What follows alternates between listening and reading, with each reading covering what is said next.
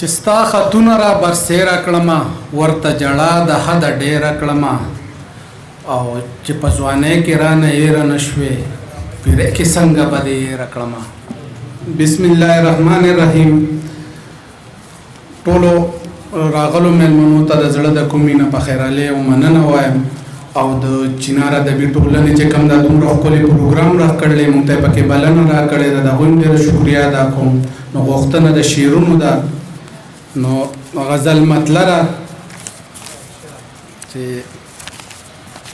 ګل رانه ورک شوی پسرلی رانه ورک شوی دی هغه په پښتو مهین سړی رانه ورک شوی دی.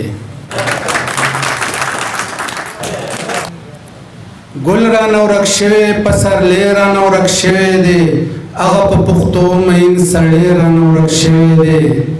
او دا چې کله یوه او کله بله لاره ګورمه دا چې کله یوه او کله بله لاره ګورمه ستاسو په دې کلي کې زړګی رانه ورک شوی دی. مننه مننه. دا چې کله یوه او کله بله لاره ګورمه ستاسو په دې کلي کې زړګی رانه ورک شوی دی.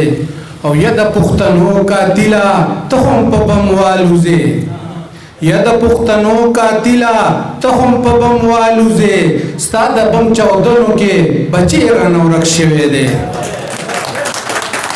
مننه. او یا د پښتنو قاتله ته هم په بم والوځې ستا د بم چاودنو کې بچی رانه ورک شوی دی.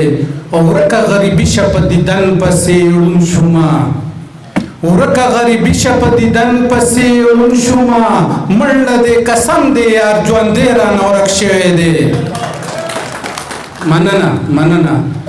او ورکه غریبي شه په دیدن پسې ړوند شومه منډه دې قسم دې یار ژوندی رانه ورک شوی دی. او شعر دی پکې چې چا چې دلته حق سپینه صفا خبره کړې ده چا چې دلته حق سپینه صفا خبره کړې ده هغه هم په سپین میدان په دې رانه ورک شوی دی. مننه. او چا چې دلته حق سپینه صفا خبره کړې ده چا چې دلته حق سپینه صفا خبره کړې ده هغه هم په سپین میدان په دې رانه ورک شوی دی. او زړه مې پسې چوي روز مینه چرته مې پیدا نه کړو تا چې وراکړې یار غمې رانه ورک شوی دی. او بل یو نوی غزل دی ټولو ملګرو ته دی چې نور د یار د چم بسو وړمه قسم دی نور د یار د چم بسو وړمه قسم دی خو په زړه تیره باڼه وړمه قسم دی. او کونډه مور یمه چې ټوله ورځ خیر ټول کړم کونډه مور یمه چې ټوله ورځ خیر ټول کړم زه به چوله پې اوړه وړمه قسم دی. مننه. او نن مې بیا د پښتنو لاشونه ټول کړو نن مې بیا د پښتنو لاشونه ټول کړو لاس په خپلو وینو سره وړمه قسم دی. مننه.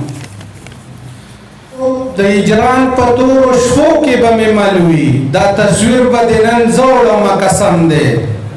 مننه. او ستا په سر رټې سپېرې خبرې اورم زه خو دومره د چا نه وړمه قسم دی. مننه. او که په ژوند مې ته خپل نه کړې روزه مینه دا ارمان به زه په زړه وړمه قسم دی. وسلام.